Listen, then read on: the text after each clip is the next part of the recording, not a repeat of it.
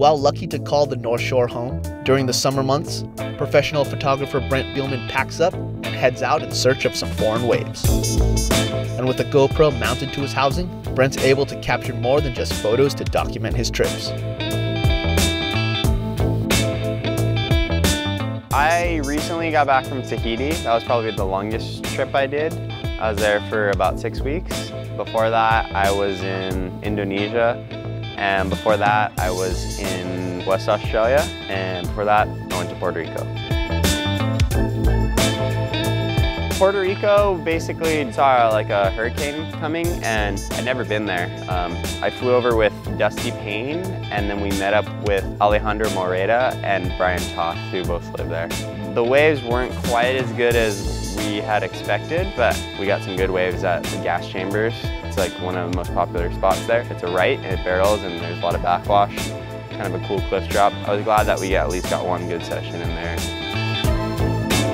On the West Oz trip, it was Clay Marzo and Meola. It's a pretty amazing place. Like, it's all desert.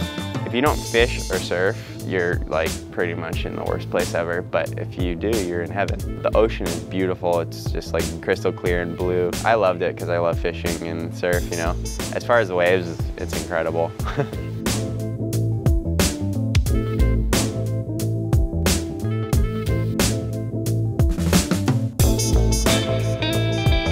We had a few down days where the waves kind of weren't there.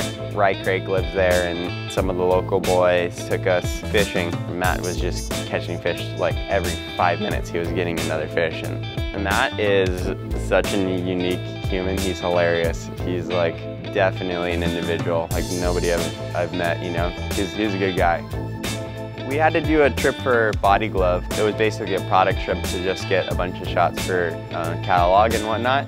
And so Anthony decided we'd go to Lombok to go to Super Sucks. And when we got there, there was waves, but it was just so crowded. And Anthony's like, oh, you know what, let's paddle up around the corner. And we kind of could see this like a little misto slab, but we weren't sure if it was any good. Long story short, we went up there. It was like about a 40-minute paddle up around the corner. And it was just like the most perfect fisheye slab I've ever shot, ever. I went to Kandui on that trip. It was Jack Robinson, Yago Dora, and Kwani David. And you know, there was a lot of good waves for doing air stuff, but they were so set on getting like big barrel shots, you know, that's all they wanted to do. So luckily the last 3 days we had a swell come and we got some really good waves at no Kandui lefts. You know, that was the first Grom trip I've done, and to be honest, I thought it was actually a little bit easier than traveling with the older guys, just because they're kind of like always funny, in a happy mood, you know, and the older guys sometimes they get real serious and they get real moody, and you can kind of like boss the kids around and tell them like, we're gonna go surf now.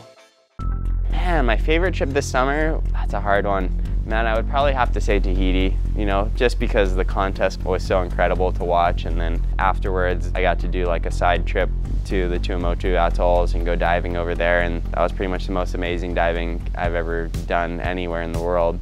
The contest ended up being the best event I think most people have probably ever watched, including myself. For that size of the waves, I think it was like probably the best I've ever seen Tahiti or Chopu. There was a few days after the contest where we had a couple swells, and luckily I got to shoot a lot of free surf.